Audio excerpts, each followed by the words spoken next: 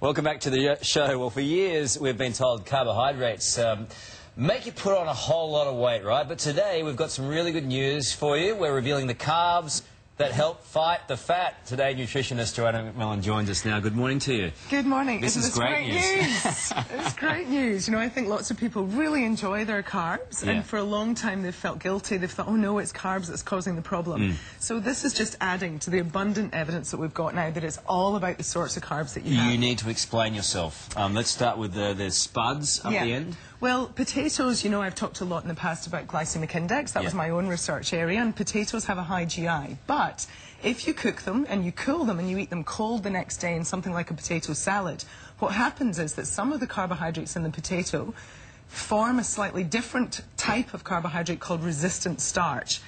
And the word resistant kind of tells you what's going on there. Our enzymes don't break it down and absorb it, so you get less of the energy from it.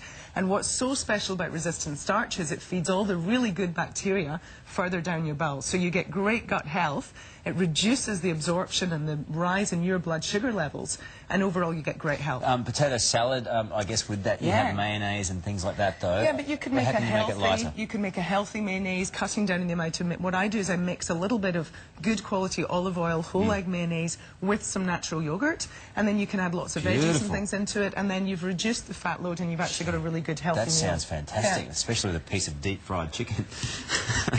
No, I'm not doing that. I'm very focused now on healthy eating.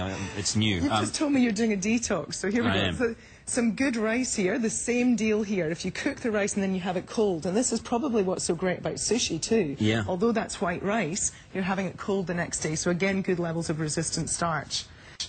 Bananas, again, high levels of resistant starch. You know, for ages people thought, oh, again, bananas, they're high in carbohydrates, surely that's not good for us. But I always say, you know, what could be more natural than a banana straight off the tree? And if you eat them, especially when they're still a little bit green, you're getting great levels of resistant starch. And good for prolonged energy levels too, aren't they? It's a slow release. Exactly. So the other thing that resistant starch is doing is slowing down the absorption of the carbohydrates from your gut. So you get sustained energy. You're not going to get those dips mid-morning or mid-afternoon. Beans are a good thing? You're a fan of beans? I do. Beans are fantastic, and often I'll use beans instead of having bread or other carbohydrates. Use that for your carbs and mix it with something like tuna or chicken or into a salad or into a soup at this time of year is great. And the last one we've got here is barley. Now that's just traditional barley.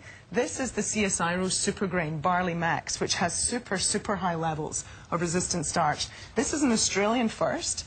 And what we know about Barley Max is that it has, and we're one of the first countries in the world to actually have a recommendation for how much resistant starch we need in the diet. So this will give you super high levels. Is that the one? Is it there? Where do you get that? You'll get it in Coles and Woolies. Oh, yeah? Yep, we have had a problem making enough of this. This isn't grown anywhere else in the world, just in Australia. So getting enough grain has been a problem. It's pretty simple, isn't it? It's cut down on the processed foods. I mean, this is all very natural and you'd think very easy for the body to digest. Yep. If you ever wonder about, is a food good for me or not, look at the food and think, how close is that to the way that it occurs in nature? How much processing, how much manufacturing has gone into it? The closer you are back to the way it occurs in nature, like the foods we've got here, you're onto a good thing. Yes, easy, isn't it? Great stuff. Thank you very much for that, Joanna. Thank you. We'll see you very soon. Have yourself a great weekend. Lisa? That cancels out Kit Kats.